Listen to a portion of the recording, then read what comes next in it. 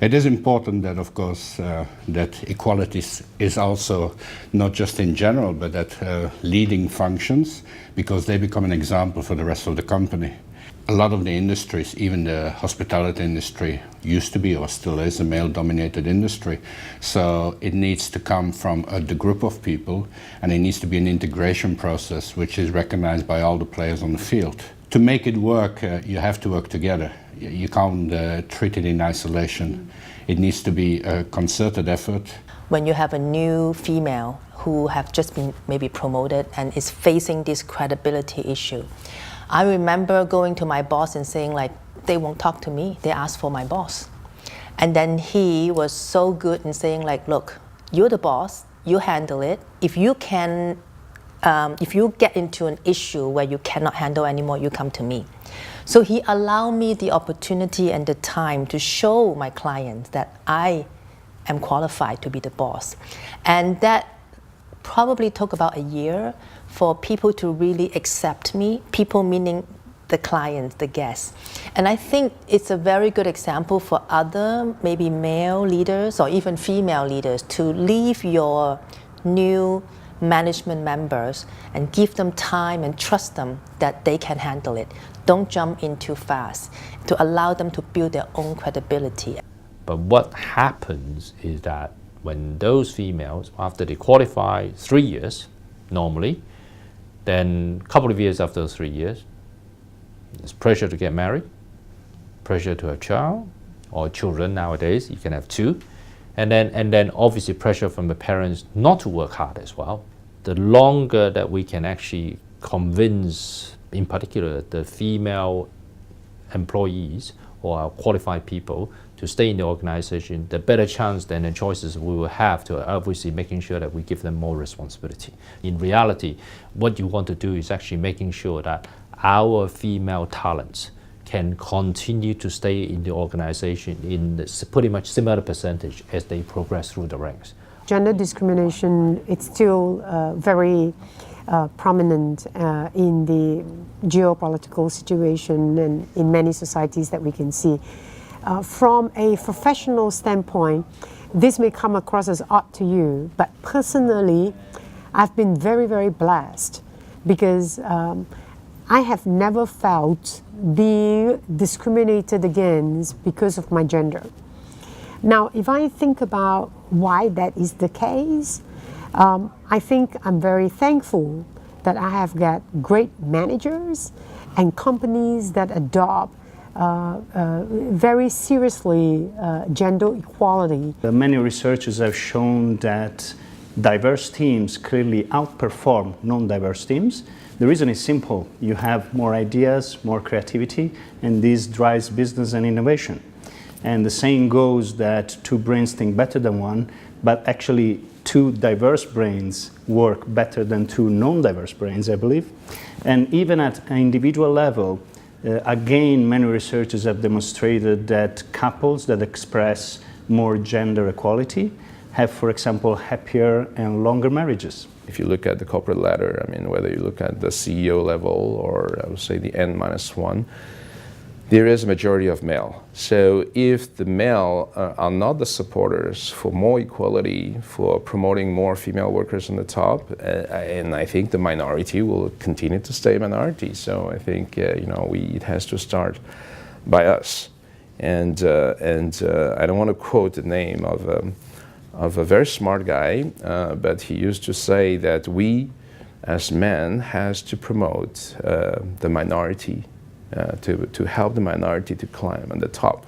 We actually consider the employees' capability, their potential, their commitment, and their knowledge before their gender. It just so happened that we have talents across men and women. First, men have to realize that the current environment is not ideal. So I think it's important that men is in it because this world is made up of men and women. I think we need the whole world and whole community to work together to bring this more fair world forward. We have to look within ourselves, to have this confidence to advance, but we also need our partners, our male workers and co-workers and bosses to come and give us the encouragement and the acknowledgement and the recognition for us to move forward together.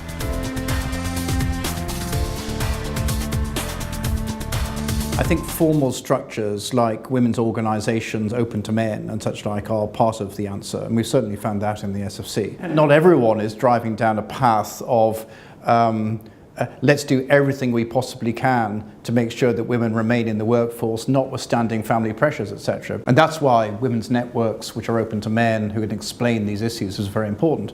So, the challenge for organisations, I think, is that when you're looking to appoint a new director, you can often use your own networks to find directors, and we feel, and it's proven very successful for us, is that if we do have expert ongoing multi-year consulting advice, we're able to go out and build diversity into our director appointments. And I think different industries and different businesses have different challenges.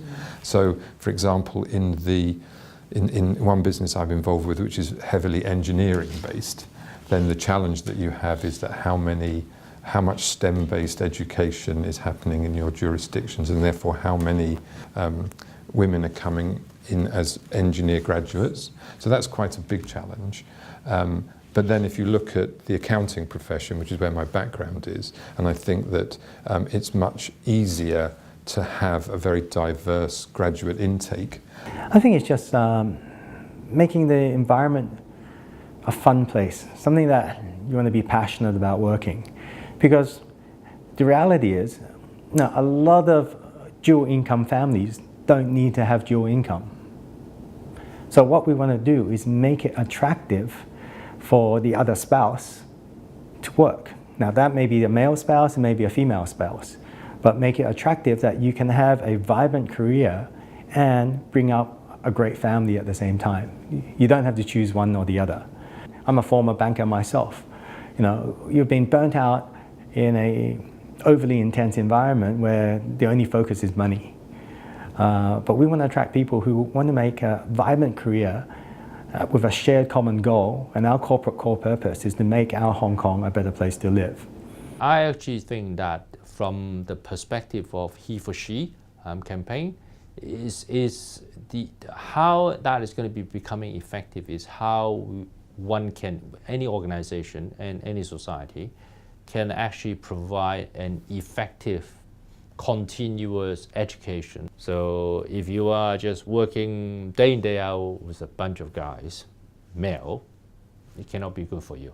So I say that, as an organization, as a society, it needs to recognize that, that diversity and that inclusion, and therefore you would then create a lot more of the sort of the ideas that would be required to obviously innovate and to make sure that the organization become more effective, so on and so forth. If we want to have more women in the top ranks of the company, we need to break a psychological barrier which exists, I believe. And to describe it simply, when you offer a promotion, a new job to a male manager, it will probably take him 5 minutes to say yes. If you do the same thing with a female manager, you will probably have a response which will be, well, I'm going to think about it, I'm going to consider it, I need really to make up my mind or whether I will accept or not this new job. So that illustrates the fact that male are typically more aggressive in the way they manage their career, while female have a more balanced approach. So I think that's the psychological barrier we need to break together if we want to achieve our goals.